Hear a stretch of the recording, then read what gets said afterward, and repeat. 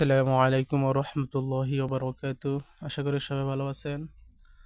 আজ আমি আপনাদের সাথে আলোচনা করব মায়ে হামজায় ৯ বাবের বাকি যে ৪টি বাব রয়েছে ৬ নম্বর, ৭ নম্বর, ৮ নম্বর, ৯ নম্বর তথা ইফআইআলুন, ইফআইওয়ালুন, ইফআউলুন, ইফআউলুন এই ৪টি বাব নিয়ে ধারাবাহিকভাবে আজকে আলোচনা করব। এক ভিডিওতে এগুলো তুলে দেওয়ার চেষ্টা করব, কারণ এগুলো ফেলে লাজেম, যার ফলে কি হয় না, ফেলে মজহুল অথবা ইসমে মাফুল হয় না। আর এগুলো ব্যবহৃত একটু কম হয়, যার কারণে মাসদারও কম, এই জন্য আমি তাড়াতাড়ি আলোচনা করার চেষ্টা করবো এটা। যেমন প্রথমে ৬ নম্বর বাবে ইফআই আলুন এর চিনার উপায় কি? আমরা এটা জানি যে এগুলো সবগুলো মায়ে হামজি, মানে শুরুতে একটা হামজা থাকবে। তাহলে আমরা বলতে পারি যেভাবে কি হবে, শুরুতে কলমার শুরুতে একটা কি থাকবে, হামজা থাকবে, একটা হামজা থাকবে, মানে আলিফ জবর হরকত বিশিষ্ট একটা আলিফ থাকবে। তারপরে আইন কলমা মধ্যখানে 2বার বর্ণিত হবে। মানে মনে করেন এখানে দেখেন ইফ আই আলন, এটা আইন কলমা, এখানে আইন, এখানে কিন্তু আইন, এখানে কিন্তু আইন, কথা বলছি না। আর তার মাঝে একটা কি হবে, ওয়াও হবে। যদিও মাছদারের ক্ষেত্রে আমি বারবার বললাম, মাছদারের ক্ষেত্রে এখানে কি আছে, ইয়ে আছে, কিন্তু এটা মাছদারের ক্ষেত্রে ইয়ে হবে, কিন্তু আপনার যখন এটা তো মাছদার, ইফ আই আলন এটা বাবে মাছদার আর কি, কিন্তু এটা যখন ফেলে রূপান্তর হবে তখন আইন কলমা দ্বিতীয় হয়ে তার মধ্যখানে একটা কি হবে, ওয়াও হবে। যেমন দেখেন ইফ আই আলুন এর ওজনে যদি আমি আরেকটা বলি, যেমন খেয়াল করেন ইখ শাও সানা বা ইখ শাও সানা, এটা যদি আমি ফেল করি তাহলে কি দেখেন ইখ শাও সানা, মনে করেন ফেলে মাঝি করতেছি ইখ শাও সা না, দেখেন খেয়াল করেন এই তো ফা কলমার পূর্বে একটা হামজা হয়েছে। এবার খেয়াল করেন আইন কলমা, খেয়াল করেন আইন কলমা কি রয়েছে এখানে, শিন। এই আইন কলমাটা কি বলছি, দিতে হবে এই শিন মধ্যখানে একটা কি আছে, ওয়াও আছে ফেলের ক্ষেত্রে। হ্যাঁ, মাছদারের ক্ষেত্রে ইয়ে হবে। তাহলে ইখশাও সানা, শিন আইন কলমা দিতে হয়, তার মধ্যখানে একটা ওয়াও হয়েছে, তখন আমরা বলবো বাবে এটা ইফ আই আলুন, এর অর্থ অত্যন্ত শক্ত হওয়া, কোনো কিছু অত্যন্ত বলতে এটা ব্যবহার হবে। ইখশাও সানা, অত্যন্ত কি হওয়া, শক্ত হওয়া। আচ্ছা, যদি আমরা সর্বসগুলো দেখি তাহলে কি দেখেন একটু ভালো করে। সর্বসগুলো হলো ইখশাও সানা, ইয়াখশাও শিনু, ইখশি শানান, ফহুয়া মুখশাও শিনুন, আল আমরু মিনহু ইখশাও শিন, আর নাহি আনহু লা তাখশাও শিন।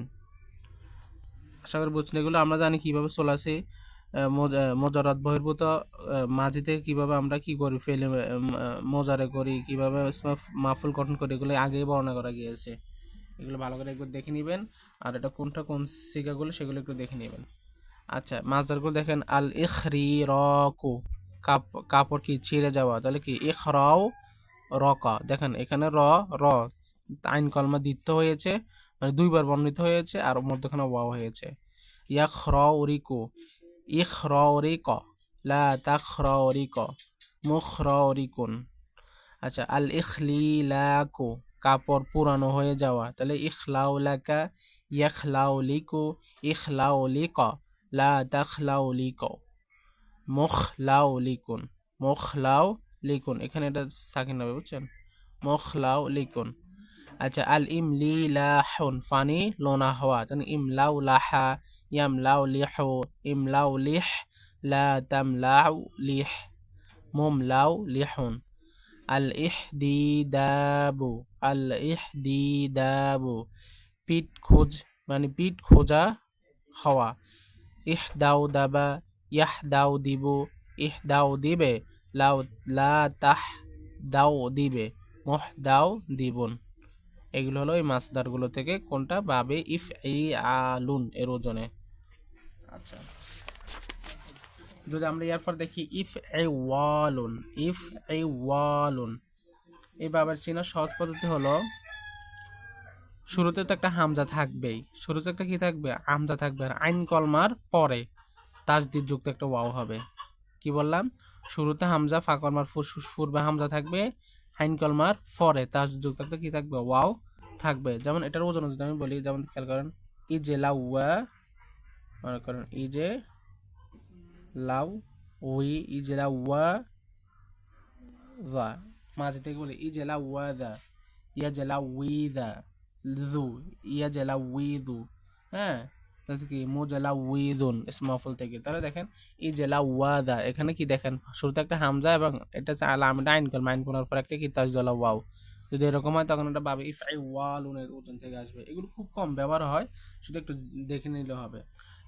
ইফআইওয়ালুন এর ওজন হচ্ছে ইজলাওয়াদুন, বা মাঝে হলে ইজলাওয়াদা হবে। আচ্ছা, এর সার্ফগুলো একটু আমরা দেখে নিই। দেখেন কি হবে এখানে, দেখেন ইজলাওয়াদা ইয়াজলাউইদু ইজলিওয়াদান, এটা মাসদার। ফাহুয়া মুজলাউইদুন, আল আমরু মিনহু ইজলাউইদ, আন-নাহয়ু আনহু লা তাজলাউইদ, লা তাজলাউইদ। হ্যাঁ, আর এই যদি আমরা যদি মাসাদারগুলো দেখি, যেমন এখানে মাস্তার মাত্র দুইটা দেওয়া হয়েছে, সেটা হলো আল ইখরিওয়াতু, কাঠ ছিঁড়া, তাহলে কি ইখরাওয়াত ইয়াখরাউইতু ইখরাউইত, লা তাখরাউইত মুখরাউইতুন। আল ইলিওয়াতু মানে উটের গলায় দোয়া, দোয়াল বা রশি বাঁধা আর কি। ইলাওয়াত ইয়ালাওয়াইতু ইলাওয়াইত লাওয়াইত, লা তালাওয়াইত মুলাওয়াইতুন। একটু ফিল লাজম হওয়ার কারণে এগুলো আর না, তাহলে বুঝছেন আশা করি। তারপর আমরা ধারাবাহিকভাবে আলোচনা করবো ইফআউলুন। তো ইফআউলুন এর সিনার উপায় কি খেয়াল করেন, শুরুতে একটা কি থাকবে, হামজা থাকবে, আর ফা কলমা তাসদিদ বিশিষ্ট হবে। আর মনে রাখবেন ফা কলমা আর আইন কলমার মধ্যে এখানে একটা আলিফ হবে। আবার বলতেছি, শুরুতে একটা হামজা থাকবে, ফা কলমা তাসদিদ ওয়ালা হবে, অথবা ফা কলমার আইন কলমার মধ্যে এখানে একটা আলিফ থাকবে। ইফআউলুন ইফআউলুন, যেমন এর ওজন যদি বলে ইসাকুলুন, ইসা ইসা কলা, মাঝে থেকে ইসা কলা। তো ইসা কলা দেখেন ফা কলমা তাসদিদওয়ালা আর ফা কলমা আর আইন কলার মধ্যে একটা কি হয়েছে, আলিফ হয়েছে, তখন এটা কবে কি ইফা কাউলুন হবে।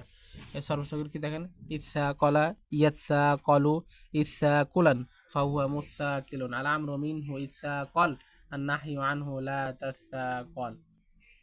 আশা করি বুঝছেন। এর মাস্টারগুলো দেখেন, আল ইদ্দারুকু পৌঁছা, যেমন কি ইদ্দারকা, দেখছেন দাল আর র মানে ফা আর আইন কালমার মধ্যে এখানে কি আলিফ আর ফা কালমা যুক্ত।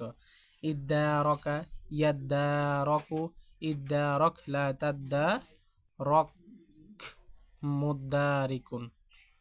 তারপর যদি দেখি আমরা আল ইশাবহু মানে সাদৃশ্য হওয়া, ইশাবাহা ইয়াশাবাহু, তা ইশাবাহ লা তাশাবাহ মুশাবিহুন।